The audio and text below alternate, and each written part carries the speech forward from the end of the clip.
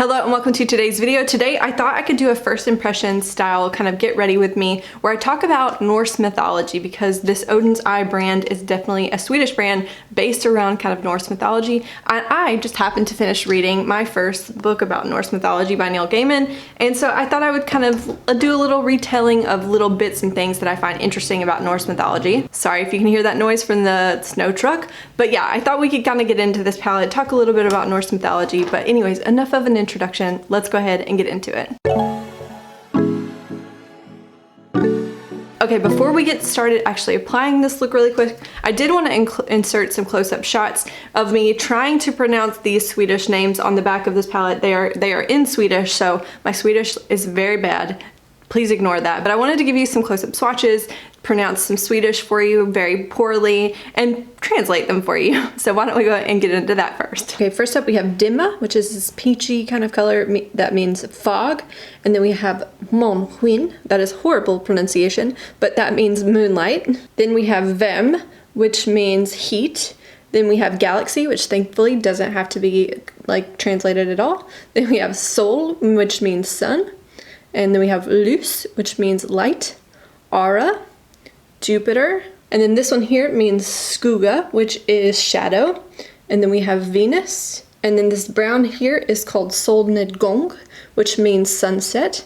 And then this last one is stjärnorna, which means the stars. And also about that one, you have to, like this one is a really not a good shade. Like I am digging, I don't know if you can see this, and let me see, like can you see there's barely any, and it does not build up. Like this one, I don't know what is going on with this shadow. Maybe I would try to get a spoolie and pick it up. I think like swatched out here, it's very pretty, but this one almost feels like it got hard pan immediately. But yeah, this is what the palette looks like, just in case you wanted to see them all lined up like this. But yes, all in all, very like versatile, beautiful color story, and I'm really excited to play with this some. Okay, as we get started, my face is feeling very dry, so I'm just gonna spray it and then prime my eyes. Also, I want this video to be a lot more about the Norse mythology because I think that's kind of fun versus the makeup, which I will kind of tell you about the makeup as I do it and you'll see me apply it. But I will make sure to try to list everything I'm using in the description box. But I'm just going to prime my eyes with some concealer. I just got this e.l.f. camo concealer. I kind of want to try it out, but then I usually prep my eyes with the Naked Skin concealer and my ABH Norvina, not Norvina, it's the ABH Cream Contour Kit is what I kind of use to prep my eyes just because I'm trying to use those shades up. I'm going to set my eye with this palette here, which is in my Pan Those Eyeshadows project, and then I will get to creating the eyeshadow look. And because I will be obviously you'll be seeing this again, I might not do as much explaining, but you'll see it. I think what I have in mind is like this kind of very ethereal looking like pastel halo eye with this purple here and maybe this gold or this gold. So we're gonna play with that. All right, as I get started actually applying my makeup, I will like go ahead and give you kind of the introduction of how this kind of book and this kind of interest came into my life. I've never been someone who is super into mythology. It's never been something super, I'm like more into crime and crime drama and that kind of thing. But when we found out we were moving to Sweden, Bo bought the book for me, Norse Mythology by Neil Gaiman, and we ended up reading this. He read it before me and then I finished it this past month. So I've had the book sitting around for a while, but I knew I wanted to read it because Neil Gaiman is probably my favorite author. And in pretty much everything else I've ever read by him, you can tell how much he loves Norse mythology. So I really wanted to kind of give it a try. And I really found it's pretty interesting. And so I thought I'd just share some of the things that I find interesting about Norse mythology as we apply some Swedish makeup, which is kind of based around the theme of Norse mythology. So perhaps I need to throw out a disclaimer here that I am not a Swedish expert, I'm not a Norse mythology expert, I'm just someone who read a book, found it interesting, and thought it would be a cute video idea to play with some makeup that has a Norse mythology theme. So with that disclaimer out of the way, I did want to start with, if you don't know, a lot of the days of the week are inspired by Norse mythology. So just because I know a little Swedish, I will talk about the Swedish days of the week, translate that into English for you, and then tell you about the Norse mythology tie-in if they have one. So obviously Sunday, we'll start with Sunday. Söndag is the name in Swedish. And again, if you haven't heard me say this in previous videos, my Swedish is atrocious, so please do not take my pronunciation as anywhere near correct. Söndag or Sunday is inspired by the sun, obviously. Måndag is how you say it in Swedish, and it's Monday, and that is technically the moon's day. Then we have Tuesday, which in Swedish is tisdag, and that is a day named after the Norse mythology god Tyr. And Tyr is actually one of Odin's sons, and he was the god of war, which is pretty cool. And then we have Wednesday, or onsdag in Swedish, and onsdag, if you think about it, sounds a little bit more like Odin, so it is named after Odin, which is, he's the Allfather. I'll talk a little bit more about him later, but he's definitely one of the most important gods, and for good reason. Like I said, we'll get into that a little bit later.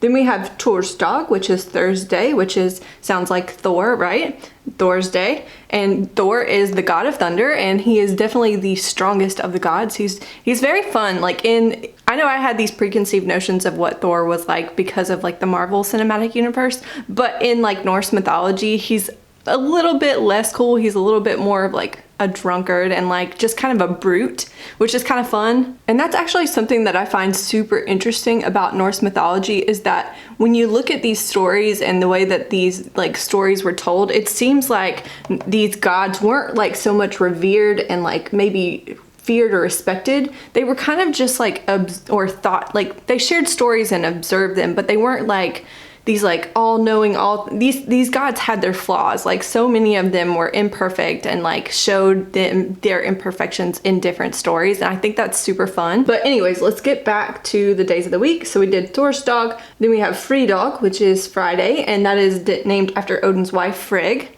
And then actually the last day of the week, Saturday, which in Swedish is lördag, is actually not named after a Swedish or Norse anything. It's just, I think it translates more into like bath day. So I don't know if there was some like weird tradition that they only bathed on Saturdays, or maybe that was just a traditional day for most people to bathe. But yeah, Saturday has nothing to do with Norse mythology. It just means kind of like bath day.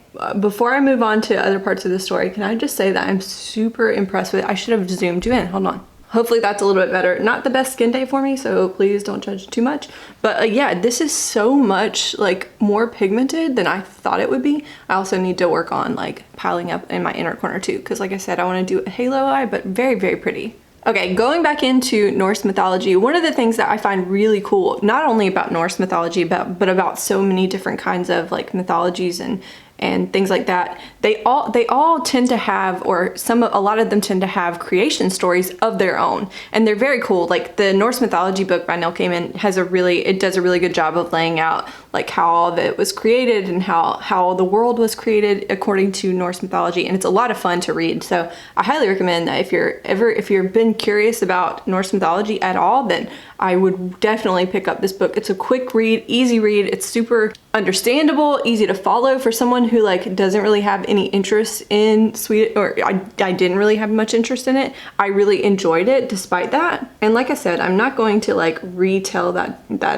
entire creation story. We'd be here like way longer, because there's a lot of really cool weird details that come from that mythology story. But I will kind of circle back to Odin and why he is known as the Allfather, because in the creation story, so he has two brothers, and I'm probably going to butcher their names, Vili and Ve, and I think Odin's the oldest of them. But basically before like humans existed or anything like that, they had this beautiful world that had been created in this long creation story that you should definitely read.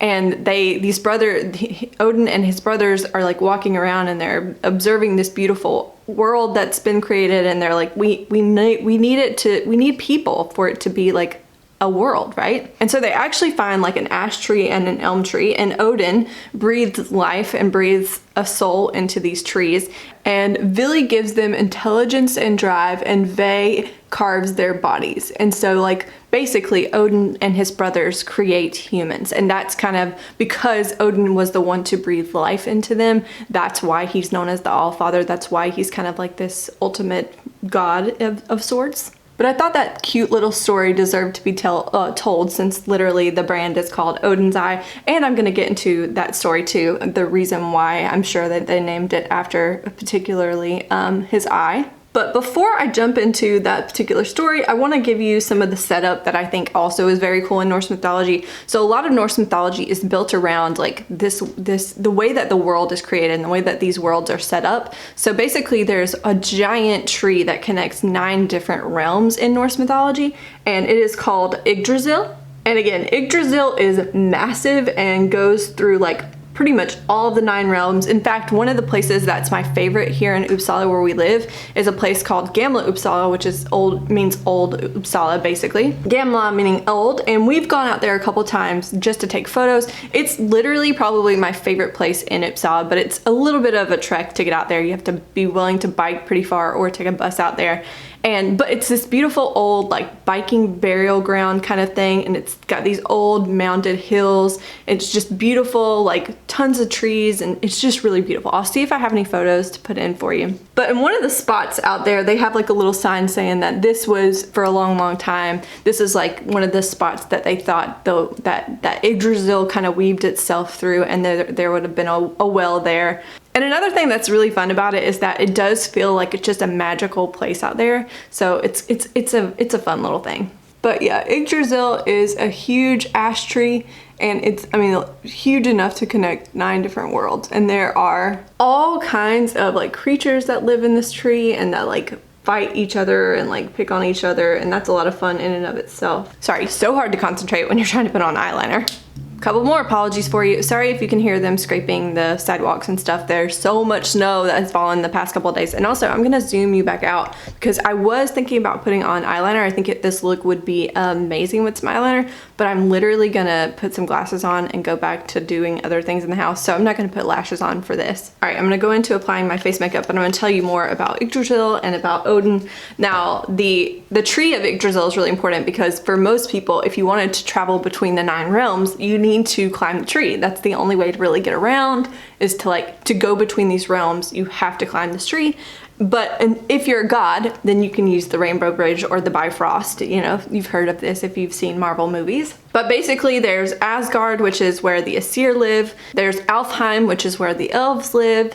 There's Midgard, which is where humans live. There's Nidavellir, which is where these elves live, and these elves are so fun in these stories. They create so many and like discover so many like cool tools, and they make them like Mjolnir, Dropnir, a bunch of other like really cool tools, which is another really interesting thing about Norse mythology. I feel like it's a very tool-centric myth kind of thing. Like a lot of these gods and stuff some of them are special, but some of them like have these incredible tools, and the tools sometimes outshine these like abilities that they may have. And I just think it's kind of interesting, and it makes me wonder, I don't know anything about other mythologies, but it makes me wonder if that's a sign of like this area and this climate, and like back in the day, how hard was it to live in this kind of like colder environment without these kind of tools.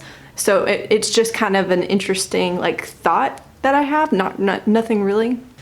Before I go on telling you about the other realms and then getting into the other story, I'm gonna like do something weird here. So these shades that I'm working on in this palette pull super cool tone on me, and I've been mixing in my little warm kind of lipstick here, so it looks a little bit crazy until you see it all blended out, and then I think when it's blended out, it looks a lot better.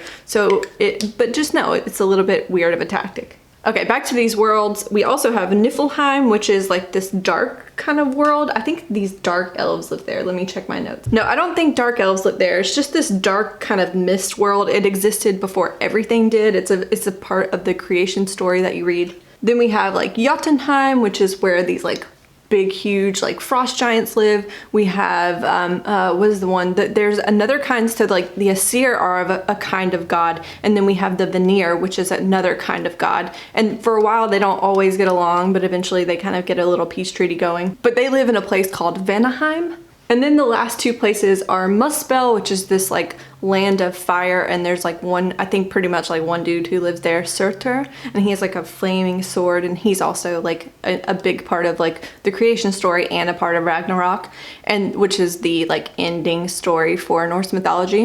And then of course, if you're familiar with like Norse mythology, the last realm is Hel, and it's basically run by Loki's daughter, which she's also called Hel. Which also, on a note, I haven't watched like the Marvel Cinematic Universe version of this in so long, but I want to say that in the Marvel movies, Hela was like, she was like Loki and Thor's sister, but definitely not that way in like actual Norse mythology, which is fun. All right, so basically I've told you all about the geography of this like Norse mythology world because it's kind of it plays a role in this next like couple stories. So in Jotunheim, as Yggdrasil kind of like connects through Jotunheim, there is a well there. There's pretty much like probably a well in like every like area that Yggdrasil kind of connects with. But Mimir is this like giant who lives in Jotunheim, and he tends this well, and this well has wisdom in it. And for a super short retelling of this, basically Odin takes a long journey out to Jotunheim. It's a very hard journey, and he goes to Mimir, who's like his uncle, and he asks Mimir, can I please, I want to drink from your well. I need this wisdom. I know that like you have this great wisdom here. He's the only one who drinks from it, and he's like, you know, I'm related to you. Let me drink from this well. And Mimir's like, yeah, like I know you're related to me, but like that's not good enough. You need to up the ante, basically. And Odin's like, I will do anything, basically.